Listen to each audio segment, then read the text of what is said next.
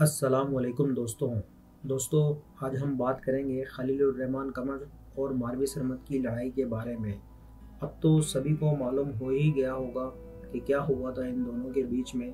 तो आइए जानते हैं इस वीडियो में ऐसा क्यों हुआ और क्यों किया मारवी सरमद ने खलीलुर्रहमान कमर साहब के साथ। दोस्तों, पाकिस्तान में इंसानी हकूक़ और हुकूक़ निस्वां के नाम पर बेहयाई और सेकुलरिज्म को फैलाने के लिए मारवी सरमद नामी ये खातून नुमा बहस 90 की दिहाई तक एक थर्ड क्लास सहाफ़ी थी और 60 साला इस बुढ़िया का असल नाम शाजिया अनवर है।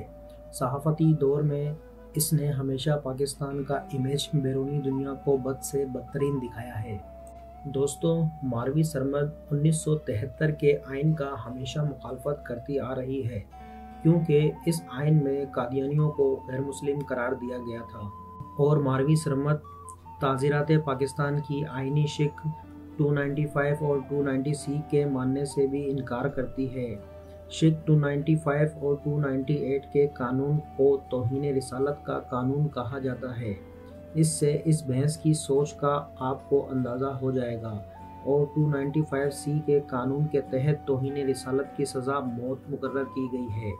मारवी सरमद ने न सिर्फ इस शिक की मुखालफत करती रही है बल्कि इस शिक को ख़त्म करने के लिए इसने बाकायदा तहरीक भी चलाई है। इनके नज़दीक तौहीन रिसालत की सज़ा इनके यहाँ मौत नहीं है।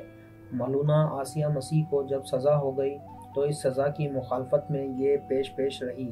शाहिद मसूद के प्रोग्राम में इसने सरेआम आसिया मसीह का मुकदमा लड़ा। मलून गुस्ताख जुनैद हफीज़ को चंद माह कबल जब तौहीन रिसालत में सज़ा हुई तो इनके ट्रेन चलाने वालों में मारवी सरमद का नाम सरे फहरिस्त था। बल्कि जनवरी 2020 के साथ फोरम के इजलास में इनकी रिहाई के लिए बाकायदा प्लानिंग हुई। देखना यह है कि इनकी रिहाई की प्लानिंग कब की जाती है। पाकिस्तान के हम जिन्स परस्तों ख़वातीन में हम जिन्स परस्ती की अलमबरदार समझी जाती हैं ये मोहतरमा। 26 जून 2011 को इस्लामाबाद में अमेरिकी सिफारत खाने में रिचर्ड हॉकलैंड और फॉरेन अफेयर एजेंसी के अरकान की जानिब से हम जिन्स परस्ती को फ़रोग़ देने के लिए एक प्रोग्राम मुनक़िद हुआ।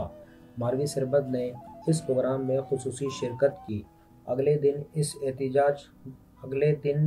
एहतिजाज हुआ तो इन हम जिन्स परस्तों ने इस्लामाबाद में बेहुदा कार्ड उठाकर एहतिजाज किया। जनरल ज़िया के हदूद आर्डिनेंस की मुखालफत में भरपूर हिस्सा लेती रही हैं ये मोहतरमा। जनरल ज़िया को इसने टीवी पर गालिब इंसान कहा।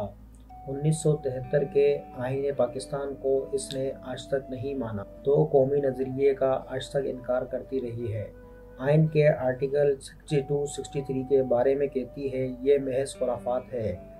आइन का आर्टिकल 62-63 के मुताबिक ज़रूरी है रुकन पार्लियामेंट अच्छे किरदार का मालिक हो, इस्लामी तालीमात का खातिर ख्वाह इल्म रखता हो, इस्लाम के मुकर्रर करदा फ़राइज़ का पाबंद हो, नज़रिया पाकिस्तान और मुल्की सालमियत के ख़िलाफ़ राय रखने वाला शख्स भी रुकन पार्लियामेंट अहल नहीं है। मुशर्रफ के दौर में गिरफ़्तार भी हुई ये। मुशर्रफ के जाते ही जरदारी ने इसको गालिबन हिलाल इम्तियाज़ अवार्ड से नवाजा था। साल 2012 में मलिक रियाज की जानिब से जिन सहाफ़ियों को प्लाट और रिश्वत देने का स्कैंडल सामने आया इनमें मारवी सरमद भी शामिल है। मारवी सरमद ने 10 लाख रुपए वसूल किए जो इनके अकाउंट में NIBC बैंक लिमिटेड बेरिया टाउन ब्रांच के अकाउंट से मुंतकिल किए गए थे। पाकिस्तान को सेकुलर रियासत बनाने को इसको बाकायदा टास्क दिया गया है। शाहिद मसूद के प्रोग्राम में बाकायदा तौर पर इसने ऐलान किया कि पाकिस्तान सेकुलर स्टेट बन के रहेगा। अदलिया तो इससे इतनी मजबूर है कि 2016 में टॉक शो में हाफिज़ अहमदुल्लाह के साथ ज़बानी लड़ाई हुई।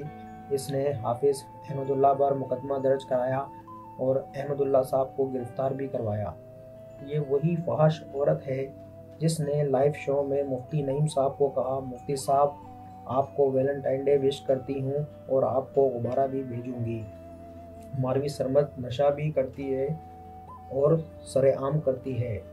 ये ख़ुद को बागी कहलवाना भी पसंद करती है क्योंकि इसने इस्लाम और पाकिस्तान से बगावत की है। अब जो लोग इनका साथ दे रहे हैं سوچ سمجھ کر دیجیے۔ ان کے کرتوتوں سے واقف ہو کر ان کا ساتھ دینے والے محب وطن اسلام اور پاکستانی ہرگز نہیں ہو سکتے۔